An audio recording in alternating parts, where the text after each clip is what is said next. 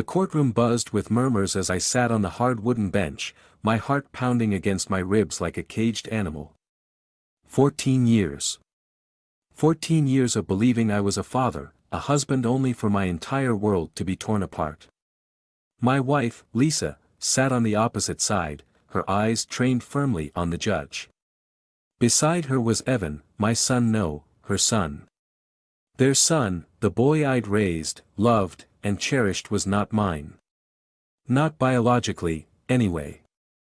That revelation had hit me like a freight train 6 months ago when Lisa admitted she'd had an affair shortly before our marriage.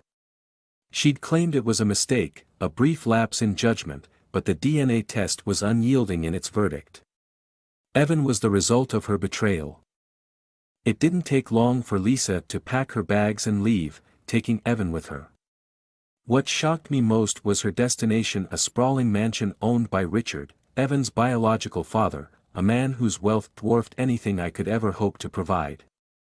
Soon, rumors began to circulate, whispers that painted me as a negligent father, a man unworthy of the family he'd once cherished. The shame was unbearable, the weight of the accusations pressing down on me until I felt I could hardly breathe. The court case had been Lisa's doing.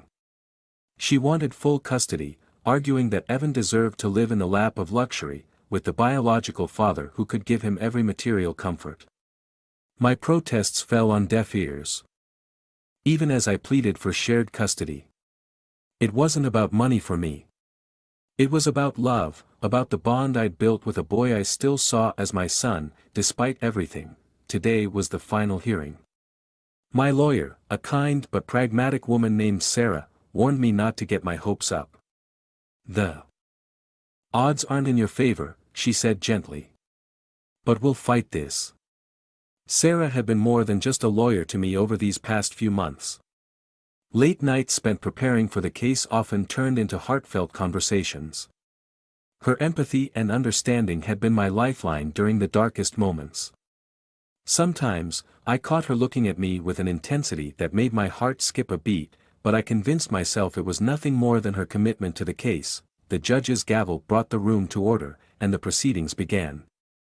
Lisa's lawyer, a sharp-tongued man in an expensive suit, wasted no time painting a picture of my supposed inadequacies. He spoke of my modest income, my small home, and my inability to offer Evan the life he deserved. Lisa sat beside him, nodding solemnly, her expression one of feigned regret. When it was my turn, Sarah rose to her feet, her voice steady and clear. She spoke of the love and care I'd given Evan, the nights spent helping with homework, the weekends at the park, the countless moments of laughter and connection. This case isn't about wealth, she concluded. It's about the best interests of a child. Her words moved me in ways I hadn't expected. As she returned to her seat, our eyes met briefly. There was something unspoken between us, a shared understanding that went beyond the courtroom. I wondered if she felt it too. As the judge prepared to make her ruling, something unexpected happened. Evan stood up. He was 14 now, tall and lanky, his face a blend of teenage defiance and vulnerability. "Your Honor," he said, his voice steady despite the tremble in his hands. "Can I say something?" The judge hesitated, then nodded. "Go ahead." Evan's eyes scanned the room, landing first on Lisa, then on me. "I know everyone thinks this is about where I'll have the best life," he began. "But what no one's asked is how I feel about all this." Lisa shifted uncomfortably in her seat, her polished composure beginning to crack. Evan pressed on, his voice gaining strength.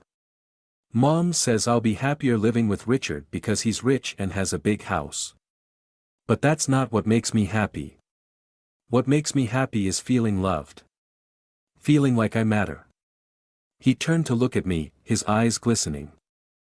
"For 14 years, I thought you were my dad. And you were amazing. You were there for me when I was sick, when I was scared, when I didn't know how to talk to anyone else. You never treated me like I was anything less than your son." A lump formed in my throat, but I couldn't speak. Evan's gaze shifted back to the judge. "When I found out the truth, it hurt. But what hurt more was how Mom and Richard started talking about you like you didn't matter.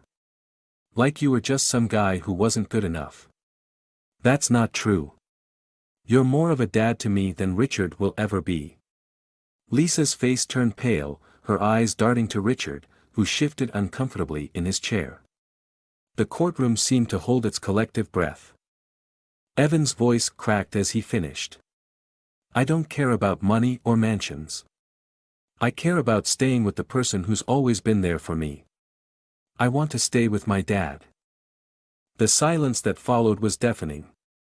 Even the judge seemed momentarily at a loss for words. Finally, she cleared her throat. Thank you, Evan. Your perspective is invaluable. The rest of the hearing passed in a blur, the tension thick enough to cut with a knife. When the judge finally delivered her ruling, granting me shared custody, I felt a rush of relief so overwhelming that tears welled up in my eyes. Lisa's expression was unreadable, but the tightness in her jaw betrayed her displeasure. Outside the courtroom, Evan ran to me, throwing his arms around my waist. I meant every word, he said, his voice muffled against my shirt. I know, I whispered, holding him tight. And I'll always be here for you. As we walked to the car, Lisa stormed out of the courthouse behind us, her fury barely contained. This isn't over, she hissed, her voice venomous. You think you've won, but you haven't. Lisa, stop, Richard interjected, his own frustration evident. You've done enough. For the first time, it seemed as though the cracks in their alliance were starting to show. Back at home, the events of the day replayed in my mind.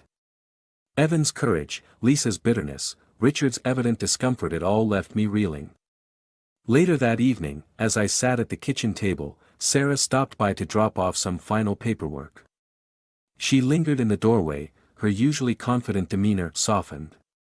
You did great today, she said, her voice quieter than usual. I couldn't have done it without you, I replied, meaning every word. She hesitated, then stepped closer. I've admired your strength through all of this. The way you've fought for Evan. It's inspiring. I looked up at her, the warmth in her eyes catching me off guard. Sarah, I started, but the words failed me. She smiled softly, setting the papers on the table. I should go. But if you ever need someone to talk to, outside of court stuff. Her voice trailed off, leaving the invitation hanging in the air. For the first time in months, I felt a flicker of hope, not just for my future with Evan but for myself. Thank you, Sarah, I said, my voice steady. That means a lot. As she left, I watched her go, a small smile tugging at the corners of my lips. Maybe, just maybe, this was the beginning of something new, but even as hope flickered, a storm brewed. A message appeared on my phone later that night, a threat from Lisa. You'll regret this, it read. The battle might have been won, but the war was far from over.